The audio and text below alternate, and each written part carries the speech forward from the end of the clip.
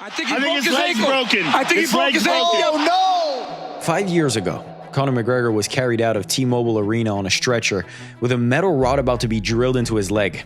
In a few weeks' time, he walks back into that same arena to fight the most active, the most durable, and technically, the most complete striker the featherweight division has ever seen. That gap between those two sentences is the entire story here. Because everything that happened in those 5 years, everything Conor McGregor did and didn't do, everything Max Holloway built while McGregor was gone, it all lands inside that octagon on July 11th. One guy has been in the octagon, fighting for belts, getting sharp, staying active. The other has been recovering from a broken leg, running businesses, making headlines for everything except fighting. Conor's done. I saw Conor hit somebody the other day again. He be hitting random people now, man. In any sports, that story writes itself. The guy who stayed active wins. That's not an opinion, it's just a fact. Conor McGregor is walking into this fight trying to break that rule. You know, Joe, I've sat by and listened to people claim this man to be the #1 pound-for-pound featherweight of all time when I sunned him at that weight. This isn't really a rematch though, is it? The first fight happened in 2013. Both of them were on the prelims. It wasn't even the top prelim fight of the night. They were kids trying to make a name. Nobody knew what either of them would become. What's happening now, though, is something completely different. One man is trying to continue adding to one of the greatest careers this sport has ever seen. The other is trying to prove that he still belongs in the same conversation.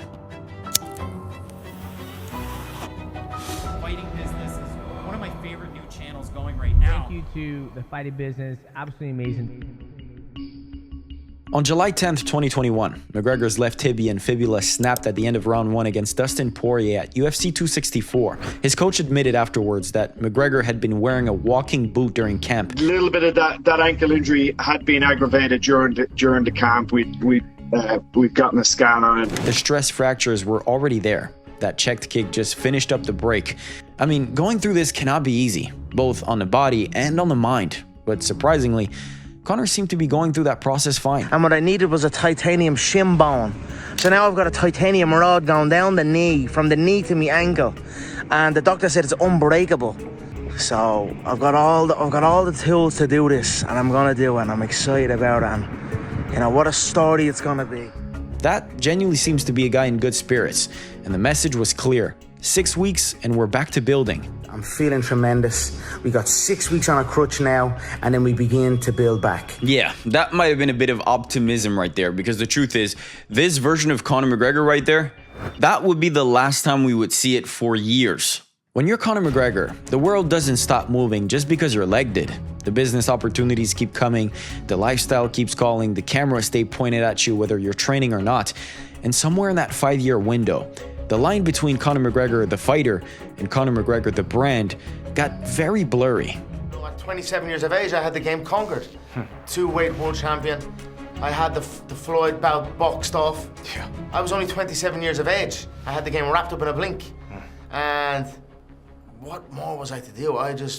I got lost. The Proper 12 Whiskey Empire is still running. The BKFC promotion obviously still needs you. The celebrity events, the yacht trips, the political conversations in Ireland, all of it is still happening. And McGregor leaned into all of it. He was everywhere except in a gym. Every few months there'd be an interview where he talked about how badly he wanted to come back. Now I'm eager to get back. And right now I had to dial myself in and go inward, and that I done. How sharp he felt, how ready he was. Mate, I'm Arnold now. I'm Terminator. What's a T12 I am, yeah? T12 on the B12 I am, yeah? So I'm ready to rock. But there were no dates, no opponents, no real structure around any of it. Conor's done. I saw Conor hit somebody the other day again. He be hitting random people now, man. The closest it got, though, was UFC 303 against Chandler, a fight that had been building since they coached opposite each other on The Ultimate Fighter. But right before poor Michael Chandler was about to board his flight to Dublin, their press conference got cancelled out of nowhere. And 2 weeks later, the fight was off entirely. A broken toe, officially. And then more silence. The return kept being a conversation and never quite becoming a reality. And it was a few weeks before the fight. I was in very bad pain, and I couldn't do it again. I had done it so much. And that pattern right there, it matters. because it tells you something about where McGregor's head was. Every time the sport tried to pull him back, something got in the way. And you can call that bad luck if you want, and some of it probably was. But professional fighters who are completely locked in tend to find ways to stay on fight cards. They protect their bodies differently, they structure their lives differently. The sport becomes their priority, and everything else moves around it. For 5 years, it genuinely looked like all the other stuff was the priority. That's what makes this so hard to evaluate walking in. Not the leg. The leg healed, not the talent. That's never been the question with McGregor. The question is, what 5 years of not being a fighter does to someone who built everything on being exactly that.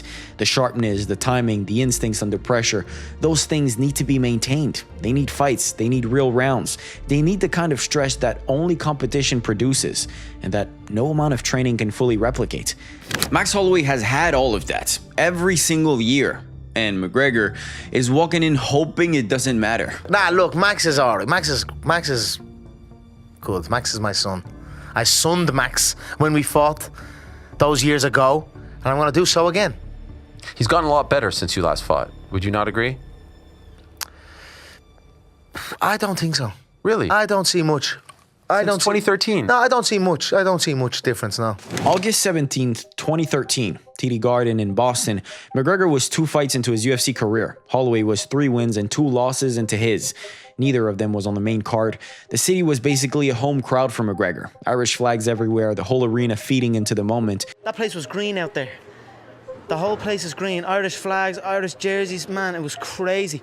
I was looking up before we got out, and there's a guy in a leprechaun. There's people floating around in full-blown leprechaun suits.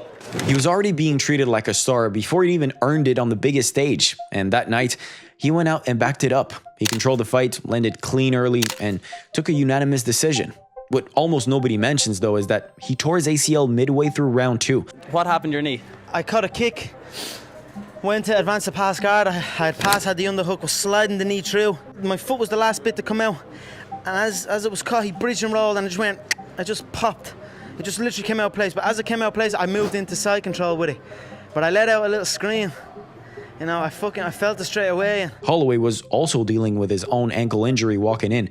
So you had 2 guys on the prelims, both beat up, both still figuring out who they were as fighters. McGregor won and moved on. Holloway lost and disappeared into the process of becoming something else entirely. You know, Max didn't lay a glove on me the last fight. I also tore my ACL. I tore it actually in the fight against this guy I'm going to fight. Yeah, I tore it midway through the second round. I had to improvise my approach and adapt and overcome, and that I did. But Max is a different fighter now. Is he? Is he really? I don't really see it. I don't see vast improvement. That's the fight McGregor has been leaning on heading into July 11th. And our last bout was martial arts mastery by yours truly. So I plan on doing it again. In interview after interview, he keeps coming back to it. The fact that he beat Max, that he sunned him, that history is on his side. You know, Joe, I've sat by and listened to people claim this man to be the #1 pound-for-pound featherweight of all time when I sunned him at that weight. And you almost can't blame him for holding on to it, because when you look at everything else surrounding this comeback, it might genuinely be the strongest card he has to play, which, when you think about it, is a strange place to be. Your best argument for why you win a fight in 2026 is something that happened on the prelims in Boston in 2013 when your opponent was 21 years old and had a 3-2 record in the UFC. 13 years is a long time in any sports, but in MMA, where careers evolve faster than almost anywhere else, it's an entirely different lifetime. The fighters who walked into that cage in Boston don't really exist anymore. McGregor became a 2-division champion and the biggest star the sport has ever seen. Holloway became something else too, and what Holloway became after that loss is exactly why McGregor's argument doesn't hold up.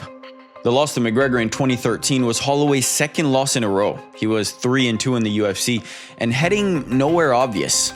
But then he went on a 13-fight win streak. He captured the interim UFC featherweight title by stopping Anthony Pettis, then flew to Rio and finished Jose Aldo in his own backyard to become undisputed champion.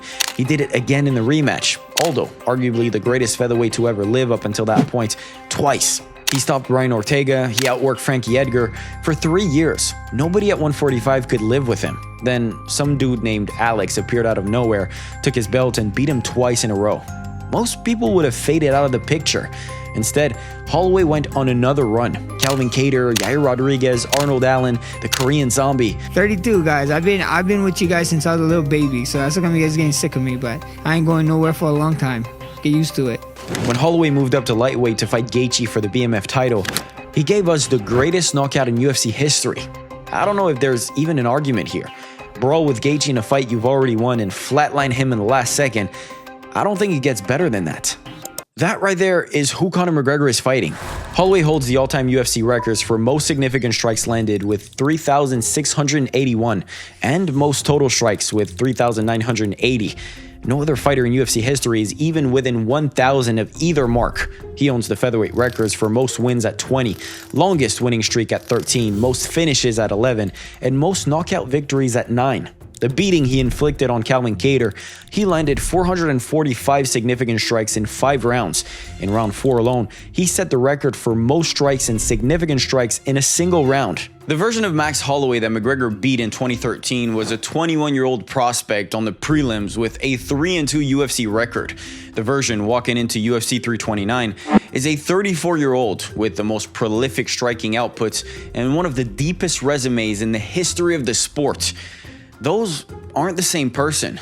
Max Holloway holds nearly every technical advantage in this matchup. The only real question mark in Conor's favor is power. But Max Holloway is more like an Uzi, right? When he fights. But he doesn't have that one-punch power, that shotgun. That's what Conor has. Conor's always had that shotgun. If that left hand lands, it's game over. Let's start with what Conor actually has going for him.